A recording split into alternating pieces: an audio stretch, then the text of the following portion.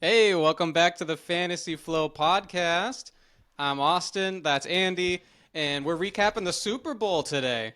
Uh, the season's in the books. Philadelphia Eagles, grand champions. I bought this sweatshirt to show support on Super Bowl Sunday for for my team that I adopted that day. This was $17 on Amazon, and yeah, it was an overwhelming success. Andy, jeez, who are you rooting for on Sunday? Yeah, go Philadelphia, baby. Go Saquon. Yeah, yeah. I feel like that's what I heard from a lot of people was like, I don't, this game's bad, but like everyone loves Saquon. Everyone's rooting for Saquon to have success. He's an incredible player, an incredible guy by all accounts, and yeah, he just had a lot of years of his prime wasted by someone who sucks. I mean, everyone can sympathize with that, right? So. Right, right. Yeah. What a game though. I mean, I don't know about you, but I was ready to go home from the Super Bowl party at the third quarter. Yes, it was the outcome I wanted, but overall it was pretty boring. Just a normal blowout in the Super Bowl. Yeah, yeah. I mean, they can't all go to overtime like they have lately. Was it boring? Yeah, yeah. It was non-competitive, I'd say, for the entire fourth quarter. Sirianni got his Gatorade bath at with like 3 minutes left to go. They could have dunked him with 12 minutes left to go. That would have been hilarious, in my opinion. But I understand why you can't do that. You get Right. cold just standing out there. You know, all your clothes are soaked. You know, you can't do Yeah. that. It's sticky. It's very sticky. Yeah, yeah. No, but they absolutely could have. That was uh, total domination from the Philadelphia Eagles in every aspect, especially just the defensive line. They were going absolutely nuts. The Philadelphia Eagles never blitzed. They only rushed for the entire game, and that's all they ever needed to rush. We said it last week. We'll say it again right now. If you can get to the quarterback, if you can at least even pressure the quarterback with four, you know that the other team has five linemen plus a quarterback, so that gives your defense, everyone behind the defensive line, an extra two-man advantage to cover during every pass play. So that's why Mahomes was struggling. To everyone who, is just a casual football fan, that's why he was struggling because it's basically like 5-on-7 out down the field, so he can't find anyone open. Now, how the Eagles were able to consistently get to Mahomes and bring him down with just four rushers, that's a question that I honestly am not prepared to answer right now. Like, how did it happen? I don't know. It wasn't tricky. It wasn't like unpredictable. It was just they had the dudes, and the Kansas City Yeah. Chiefs offensive line just couldn't handle it. What was your reaction seeing the dominance of the Eagles line? Yeah, I don't think the Kansas City Chiefs went past midfield until the middle of the third quarter or something like that. It was bonkers. I kept on saying to the people there, where's Andy Reid's like crazy scheme plays? You know, Mm-hmm. where's the trick plays? Where's anything? I mean, it just seems like they're going out there and they're not changing their game plan at all. I think when it comes down to that front line, it comes down to skill and power and muscle. Those Philadelphia guys were just had more skill, had more power, and I mean Vic Fangio mixed them around, put them in different spots, but ultimately it's a one-on-one or a two-on-one game, and they overpowered them. I mean, I don't know. That was Kansas City just did not steer away from their game plan at all. It didn't seem like, and it doesn't help that you can't run the. They couldn't run the football to for anything. I mean, neither running back was getting any production done, and so now you're ultimately having to pass every single play. It seems like, and like you said, when the secondary has two extra guys to help cover, that's not going to work out that well either, as we saw multiple interceptions. Yeah, no, that was crazy. They hardly even tried to run the ball. That was the most shocking part from the entire um, box score that we can look at. Kareem Hunt, 3 carries for 9 yards. Isaiah Pacheco, 3 carries for 7 yards. Like, it's just insane that they did not try to run at all. They were consistently losing in pass protection, and they said, you know what we need to do? We need to do nothing but pass to get out of this. And typically the move, if you want to make adjustments, if you're getting beaten by a four-man rush, well, you try to bring the running back in as an extra blocker, or you try and run formations with two tight ends so you can get extra help. But every time you do that, you give yourself an even worse numbers advantage down the field. So it's like what the Chiefs really needed was for the Eagles to blitz Mahomes, but like how you can't make someone blitz you. So yeah, they were in a pickle for sure, and I kept waiting for that adjustment. Even coming out of halftime, I was like, well, we'll see. 24-0. I mean, crazier things have happened. You can't count out the Chiefs, Right. and then yeah, it was pretty much the same old. And then Jalen Hurts hits Mr. Heisman, Mr. Slim Reaper, Devonta Smith just down the seam, 50 yards, touchdown. That was the nail in the coffin. So Oh, for sure. yeah, it's Yeah. absolutely I crazy. Go for it.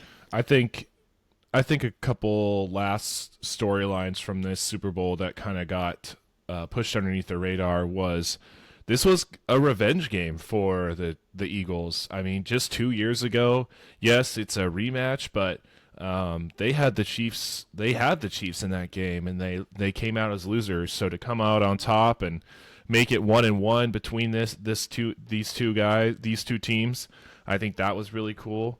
And another one is Brandon Graham. He said earlier this year, "This is my last year." He gets hurt, and he gets to come back for the Super Bowl, play in the Super Bowl, and win, get a ring on his last game in his career. I think that was just a really cool storyline that often gets overlooked in the grand scheme of it all. Absolutely. Yeah, I love that storyline for him. It's crazy when that can happen. I think about like Peyton Manning walked away, a Super Bowl champion. So did Ray Lewis. Uh, yeah, great story for him and for the city. Like he's a total legend. And yeah, I don't know. I was rooting for the Eagles, and like we both said we were rooting for Saquon Barkley, and he hardly did anything in the game as well. 25 carries, mind you, but just for 57 yards, a little over 2 yards a carry. What did you think about Saquon's performance and the fact that he never scored a touchdown? Uh, that hurt a lot of people parlay. That's what I was thinking. Was that Yeah, hurt a lot of it prop sure bets. did. And the yardage too. I think that was a big one. I mean, I think his over under for combined yardage was like 130 or something like that. And yeah, like he was just every play was just a yard, 2 yards, maybe three at most. They were not going to let Saquon do what Saquon has been doing all Right. year.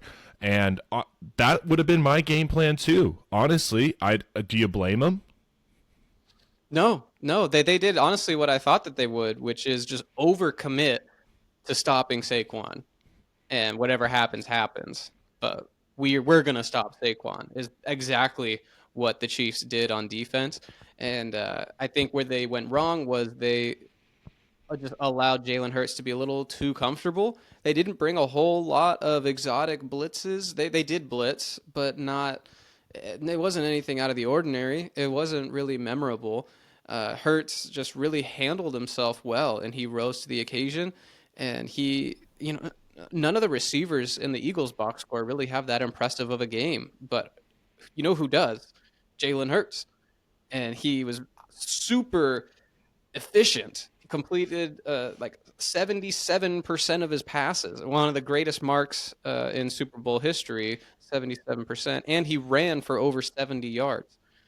He was the leading rusher in the whole game. So a total Yeah. dual threat quarterback, just totally delivered on everything that anyone could have ever asked of him, and I'm super happy for him. Props to him, well deserved MVP of the game. Um, Only because you can't give it to the entire Eagles defensive line. you know, Everyone thought that they should have. I just don't know how you can do that. So yeah, when it was announced that he won MVP, I was like, all right, yeah, yeah, I get it, I get it. Yeah, yeah. I mean, when Cooper DeJean gets that pick six, I'm thinking to myself, "Ooh, he just needs another one. Like he's got one. Maybe if he gets one more, like he could probably be MVP." Yeah, that would have been sweet for sure. Yeah, like you mentioned, the fact that Saquon didn't score, that messed up our six-leg parlay that we created on last week's episode. That messed up a lot of people's bets. The whole box score and really like the entire game was just so thrown off because it was so different than what anyone had expected. Like, I can't imagine a lot of people won bets on this game because the whole game script was just thrown out the window, it felt like, after the first quarter. I don't know. Maybe I'm wrong, but like I said, all the Eagles, like all the scoring was on the Eagles side, and none of the Eagles have a good box score. Like it's so Mm, weird how they just like kind of perfectly spread the ball around, and they got a couple turnovers, lots of field goals, four made field goals for the Eagles kicker. So yeah. that Yep. 40 points didn't result in a lot of like fantasy points, you know? Yeah. Yeah. I would say probably people that won the most money that people that picked the Eagles spread and they picked the over. But The besides over. that, you're totally Yeah. right. Yeah, you're totally right. I mean, to try to pick somebody that would have stood out this game, I mean, you probably got it wrong, honestly. Yeah, yeah, I got quite a bit wrong. I know in our six-leg parlay didn't stand a chance, but I did bet on the game. I did bet on the Eagles. I messaged you that I bet on the Eagles, and then I messaged you again, and I was like, man, I don't just want to take the money line. I think the Eagles are going to win. I think they're going to win by a considerable amount. So I'm going to take the Eagles to cover 5.5 points to because I wanted the payout. I wanted to call my shot, and I wanted the payout. And after the first quarter, I was kicking myself. I'm like, five? Why did I stop at five? I thought the Eagles would win, and here they are kicking butt. So yeah, I did have a nice bet slip there. The Eagles covered 5.5. They won by what, 20, something like that. Yeah, yeah, I think 22 to 40, so yeah, Yeah, 18. yeah. Won by 18 points. That's pretty nice. That's pretty nice. Definitely had shades of the Seahawks Broncos Super Bowl, where that was just a total blowout from start to finish, and it was really sad by the end. We weren't sad, Yeah. but No. No. The only people that enjoyed that Super Bowl were Seahawks fans and and yes, this one meant a little bit more because of the Chiefs, but the only majority of the people that enjoyed that game were just Philadelphia fans. I didn't really yeah, enjoy the game, to be quite there's honest. lots of Chiefs haters out there. They've won the last two. A lot of people wanted to see them fall, and they did see them fall. So they can Right, take some right. solace in that. Before we move on, I did want to mention that one of the other bets I made, I had mentioned on last week's episode that Cooper DeJean was my X factor for the Eagles in this game, and I put my money where my mouth was. I put $5 to be exact where my mouth was, and I put $5 on Cooper DeJean to win MVP. And yeah, when he took that pick to the house, I was giddy. And I knew that that wasn't going to be enough. I told all my friends in the room with me, I was like, okay, he just needs to do that one more time. Like, you can't, one pick six is not enough to win MVP of the game. But uh, man, didn't happen. But yeah, I did feel like I correctly called my shot there that Cooper DeJean was going to have a massive impact on the game. Yep, he did, and he sure did. Man. All right. Well, we talked about the game, we talked about the box score, the betting. Um, let's talk about what it means big picture. Like, Chiefs, they keep winning this AFC. They did not just lose the Super Bowl, they got absolutely destroyed. But the question that I have for you, Andy, is did they get exposed? Like, is this the beginning of the end of the Chiefs dynasty? That's hilarious. That's exactly what I have written down here as my overreaction from the Super Bowl. Is Patrick Mahomes and the Chiefs start their decline because of this game? Right now, yeah. Yeah. Well, think about it here. Who knows how much longer Andy Reid's going to coach? There's only one mind of Andy Reid's. What if they bring Steve Spagnuolo as the head coach? Like now you have a defensive head coach instead of an offensive. Changes everything. Yeah. Patrick changes everything. Chris Jones is got banged up. He's probably either going to retire or close to it. Kelsey's going to retire or close to it. You're losing all these like really big fundamental pieces. They don't have a running game anymore. They could rework the offensive line to maybe pick and pull and find somebody to be their running back. But I do think they got exposed. I think this could. It's hard to make it to the Super Bowl. It's nearly impossible to go back to back to the Super Bowl, let alone win back to back Super Bowls.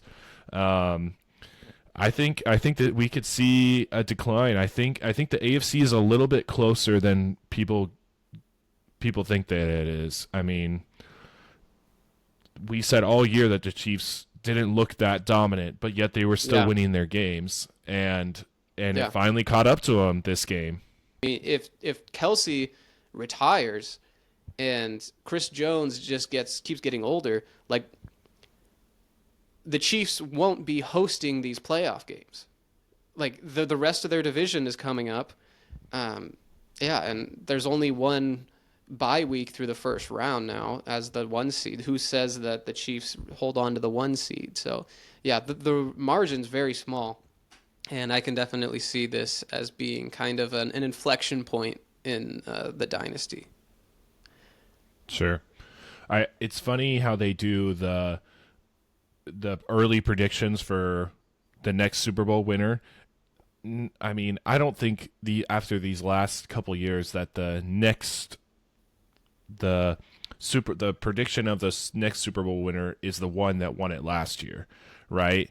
Last year it was the odds to win the Super Bowl, it was probably Chiefs 1, 49ers 2. And then look at the 49ers. All it takes is injury bugs or your best player to be out for a little while, right? Like all it takes is one little, like you said, razor thin margin to go the opposite way, to go the wrong way, and you're not even sniffing the playoffs. So I think crazy. That's Kansas? Yeah. Do I think that's the Chiefs? No, but it's that close. I agree. It is very close. Man, that 49ers is like a crazy example of like just a dominant team where it's just they had their window and it didn't happen and a couple of things didn't go their way, and now they're gonna have to pay Brock Purdy and blah blah blah blah blah, and they're not even in the playoffs this year. So that's a great point by you, and I don't disagree with your reaction. I don't think it's an overreaction. I think that's something that going through a lot of Chiefs fans' minds. I'll take it. All right. We're going to move on. We're going to talk about some of the news that has been going on in the league lately. First off, the NFL awards came, and Josh Allen is the MVP. I know we had a lot of MVP gab on this show. Andy, what was your reaction when you saw Josh Allen winning the MVP? I thought it was well deserved. I thought there was very low expectations on the Bills, a lot of doubt, a lot of unknown, and they didn't have a star name on that offense except for Josh Allen. They did trade for Amari Cooper halfway through the year, but he was no major impact. I thought it was well deserved. Lamar close, 1A, 1B type situation. But they expected Lamar to make the playoffs, to win the division. They get Derrick Henry. They have Mark Andrews, Zay Flowers, all these high-profile names, and he performed top-notch. I think if Josh Allen has one more fumble or he wins one less game, I think it goes to Lamar. I think it was that close. What about you? It absolutely was that close because we can see the results of the voting, and it was one of the closest votes in MVP history. I think both those guys were deserving, so I have no problem with Josh Allen winning MVP. You know, I'm a Lamar guy. I was rooting for Lamar, but he has his MVP, so I'm totally fine with Josh Allen winning that. And yeah, we'll see moving forward. It's going to be awesome. It's just going to be the Clash of the Titans all over again next year with the Bills and the Ravens and the Chiefs. And I expect the Bengals to be right there. Speaking of the Bengals, Joe Burrow wins Comeback Player of the Year. Not the award that he was hoping to win, I'm sure, but took home some hardware. Andy, you got some strong feelings about those? What a baloney person to give the award to, in my opinion. Gosh. Like this guy just okay, yes, he has a great year. But we know Joe Burrow's great. Like that award isn't supposed to go to players that we already know are good. Like a couple of years ago it went to CMC. Now, I think he was out the whole year, the year before. But again, it's like why are we just giving it to these guys that we know they're good. We've seen them be good. Okay, they get out for half a year of injury, and they come back. Oh wow, they're still good. That's crazy. Like no, no. I saw that on my notifications that Joe Burrow gets comeback player of the year. I'm like, that is just garbage. Give it to somebody that deserves it. That says I worked for this. I wasn't a starter last year like Zach Bond. Like that Bond, that would have been a great person to give it to. Special Hmm. teams player comes onto the Eagles, is a starting middle linebacker. You know how hard Yeah, that it's position is. Leads the team in tackles. Like, come on, like so give it this to somebody more award deserving. this award has had problems in the past because no one really knows what it meant. Come back from what exactly? They did clarify it this last year because they had so many problems. I think they gave it to Philip Rivers just because he was ass like one year and then he had a great year the next year, so they just like gave him comeback player of the year. They gave it to Gino over what was it, Damar Hamlin or something? I don't know. Or was it Joe Flacco? I think they might have given it Joe to. Flacco. Yeah, Oh yeah. yeah, They gave it Joe to Joe Flacco. Flacco for coming He back. came back off the couch. Yeah, he came back from irrelevance. So those competing narratives, they did away with that and made it moving forward. It is just pertaining to injuries. So you have to come back from an injury Okay. to win the award. But I totally still see your point though, because Joe Burrow, he had a great year. He got hurt, and now he's back, and it's like, well, what do you want, a cookie? Like, like You're still great. he didn't do anything crazy. Like he was just Yeah. he threw the ball around. You know, good offensive Because numbers. he had to. Yeah, he had to. I just thought it was kind of like a cop out. That's good to know about the clarification of coming back from injury, but I mean, there's already so many awards and accolades and the quarterback driven league. Why did like this award should be given to I don't know, just anybody else but a quarterback. They should add that in this description, like non-quarterback award, because it's just too easy. Yeah, yeah. No, I that's a really good point. Elsewhere in the news, Eagles offensive coordinator, new he has a ring. He's probably getting fitted for his ring as we speak. But he is the new head coach of the New Orleans Saints, Kellen Moore.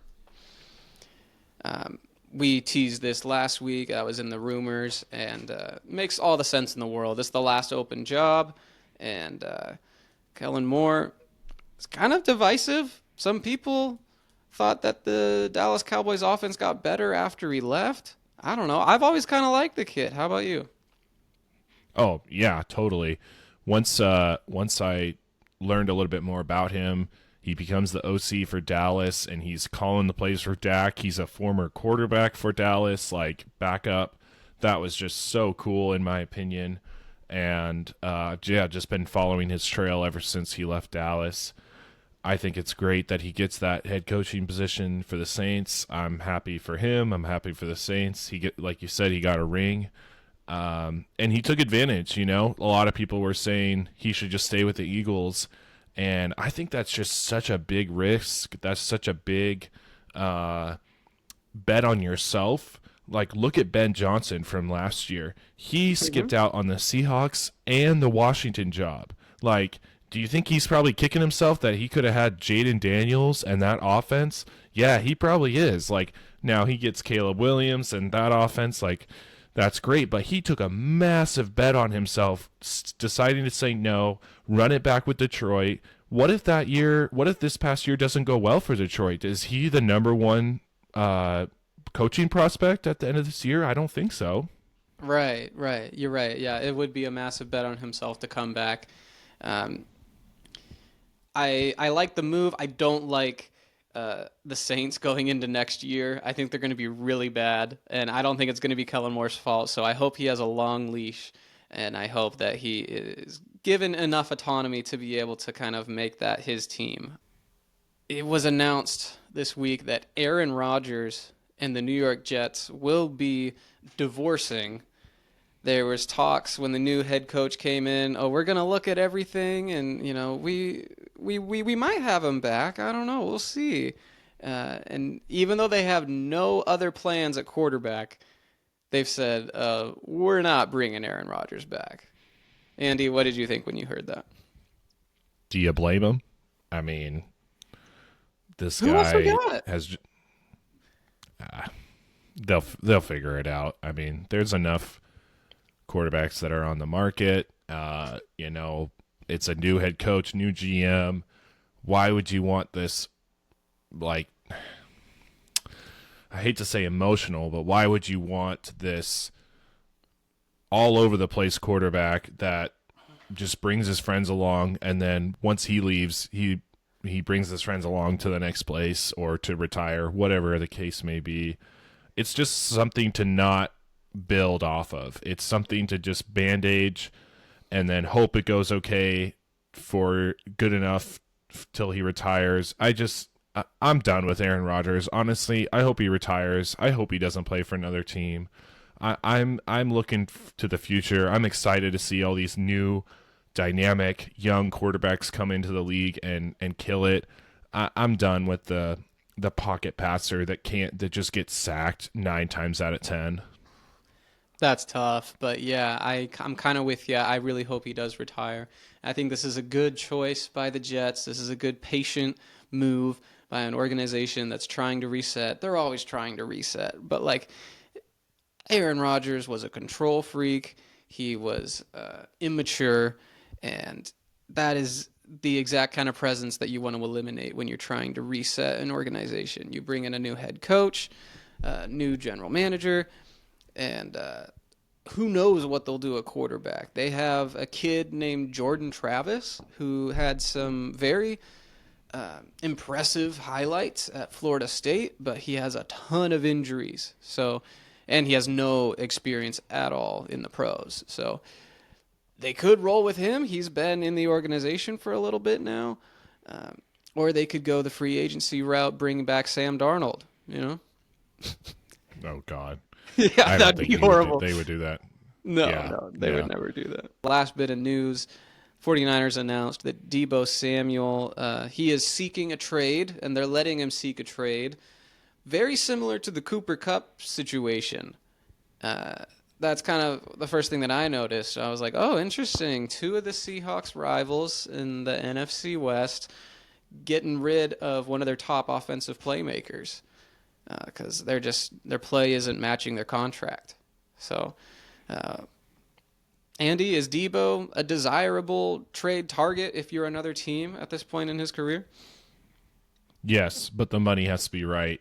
I mean, that's the same with Cooper Cup. I mean, you can't be paying these guys that are just going to be getting hurt. I mean, Debo, it seems like is hurt every year, almost every other game. Cooper Cup lately is often very hurt and takes multiple games to come back. Like you said, their production is just not matching their dollar sign. So I think for the right price, yeah, it's a desirable trade targets, both of these guys, but particularly Debo. Him and DK got drafted in the same year. I mean, there was reports about the Seahawks maybe drafting. They wanted to draft both DK and Debo. I mean, how much fun, how cool would that have been for the Yeah. league, for the Seahawks? I mean, Debo's young, and it sucks that he's this hurt this much, but there's still something out there, and it will be interesting to see how much Kyle Shanahan influence how much Kyle Shanahan influence was on Debo and his production around the 49ers versus a different team with a different offensive scheme and head coach and etc. Yeah, Devo Samuel is an animal. Like his yards after the catch, his power, his speed, like that's gonna translate. I think statistically, the 49ers got the most out of him because he fit that scheme so perfectly. But no, yeah, his what he does on the football field, like any team's gonna want that. He's 29. He's gonna be 29 this year. So I that's super interesting to me, and I'm glad that he's getting out of our division. Same with Cooper Cup. So we'll see. Well, I think it's time to do something a little fun. I told Austin that we should do a fun little segment where we predict next year, a little bit into next year. Now I know there's a bunch of things that haven't happened yet, draft, free agency, but without getting like too crazy in depth, I think it would just be fun for both of us to share our predictions of the next year's MVP, who's going to the Super Bowl, who's going to be the worst team next year, and who would be the best or the number one fantasy draft pick for redraft leagues next year. So I think we should just run through it one by one and get each other's reactions. So Austin, I'll throw it over to you. Who do you think is going to win the MVP next year? Oh boy, I don't know. I said Justin Herbert. Ooh, ooh, okay. I think that's actually, now that I think about it, I think that's a pretty good bet because it's another year of John Harbaugh, Jim Harbaugh, excuse me, and I don't know. He's been so in flux these last couple of years, so it's hard to bank that. But yeah, I see the logic. Yeah, just year two of the Uh, system. You know, they got Lad McConkey, and now they yeah, have a whole nother off season for free agency and the drafts to add more weapons. Um, I don't know. I could have said one of the names that made more sense. I could have said Allen or Lamar. I could have said Mahomes having like a no, revenge tour, but I don't know. sure, I thought I'd have some no. fun I with it.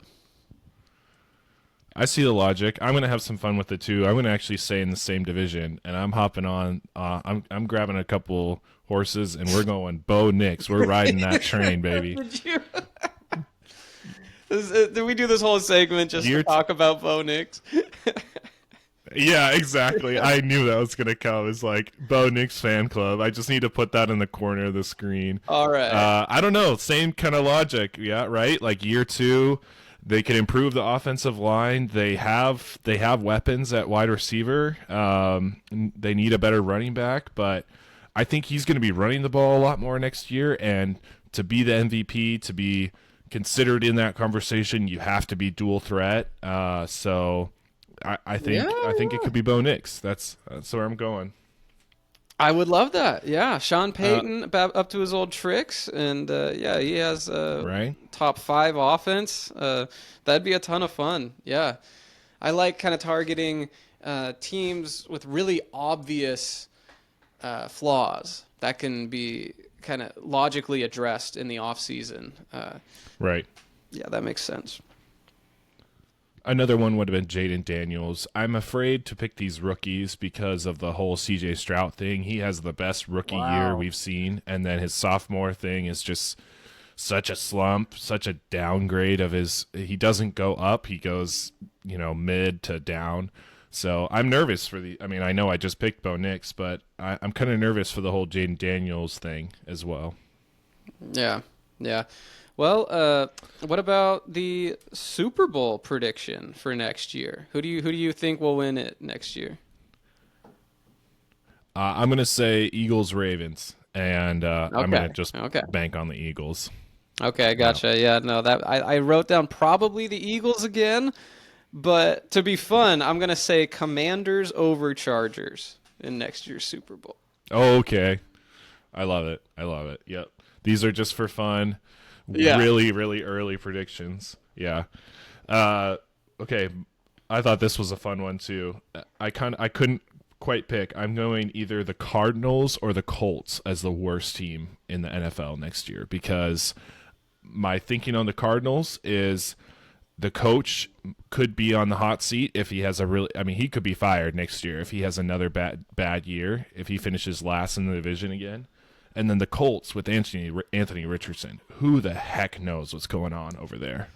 Ah, man, I both those teams have way too much talent to finish at the bottom, but we've seen some crazy stuff.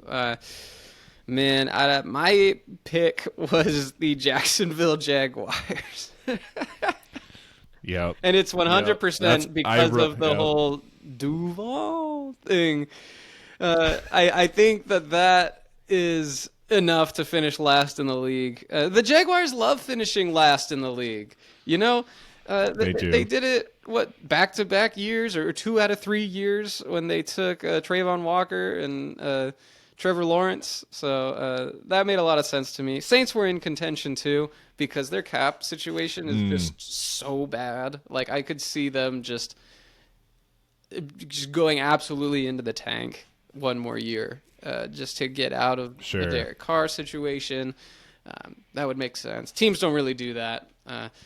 You kind of have to be naturally bad and then get lucky. But yeah, that's why I went Jags.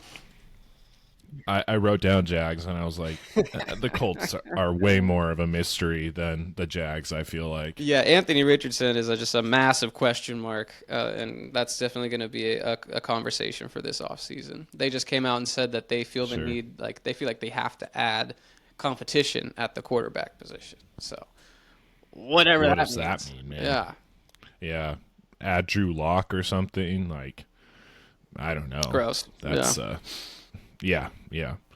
Okay, Austin. If you had the number one pick in a redraft league right now, where would you go? Saquon Barkley. Yeah, that's me too. That's me too. There's so much going for him. Like he just ran over the whole league, and like he's not going anywhere. He's under contract. Jalen Hurts isn't going anywhere. That O line isn't going anywhere. Like it's just an incredible setup.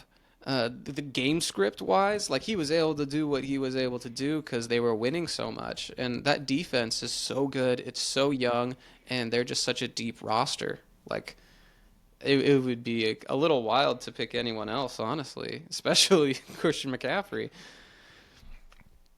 Yeah, you could still make an argument for Christian McCaffrey. I feel like, but why would you? There's definitely less risk with Saquon, and I think the only offensive lineman, notable offensive lineman that's a free agent is Mekhi Becton for the Mm-hmm. Philadelphia Eagles, Mm-hmm. and he just signed a 1 year, you know, so they'll probably re-sign him, and even if they don't, I don't think he did play a lot of snaps, but I think they'll be able to find somebody else to plug his spot. I don't think it would matter that much.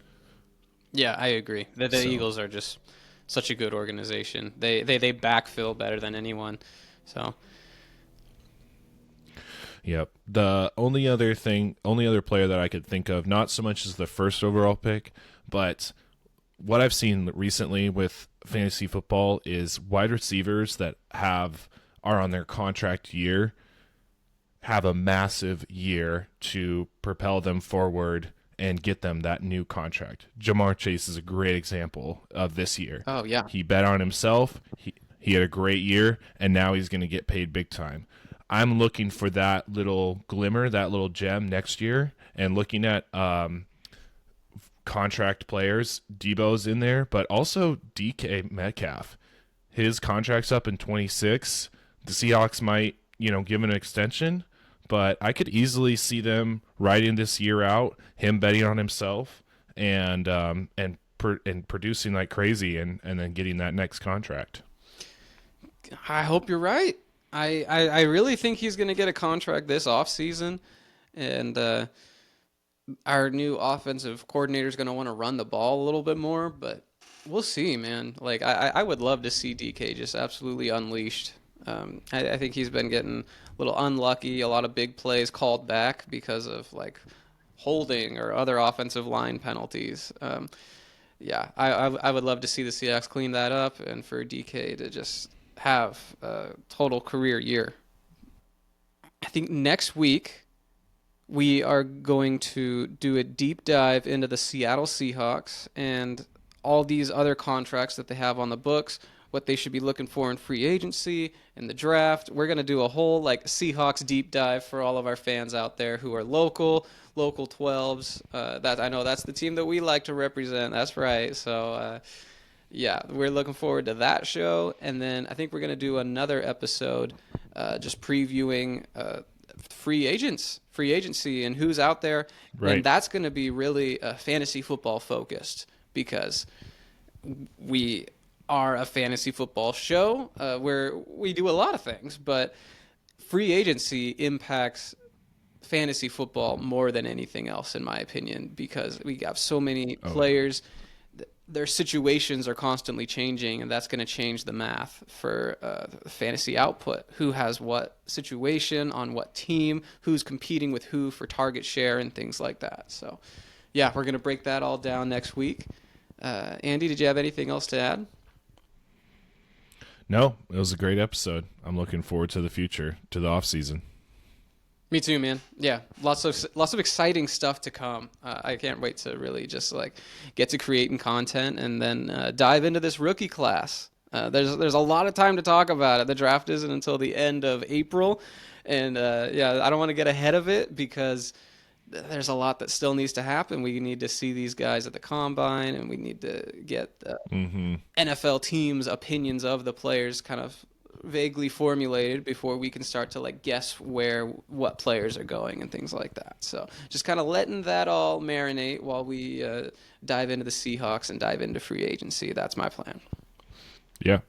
Nope, that sounds great to me. Looking forward to it. And congrats on a great 2024 football season, bro. Heck yeah, dude. Yeah, this is episode 30 of our show, and this is officially the conclusion of season 1, quote unquote. So yeah, I'm absolutely thrilled about that, and I'm excited to keep it going. Sure. Right back at you, brother. Yeah, to all of our listeners, thanks for sticking with us, and I hope you guys are excited for this off season, full of content, full of fantasy advice, dynasty advice. And yeah, go ahead and drop a like down there, comment, all that other stuff that I'm about to say in our little outro video. Anyways, I'll see you, man. Okay, see ya. Thanks a ton for making it to the end of the episode. You're a real one. Don't forget to like and subscribe. That's a free, easy way to support the show, and it really helps us out. And leave us your comments down below if you're on YouTube, or send in your questions at thefantasyflowpodcast@gmail.com. Until next time.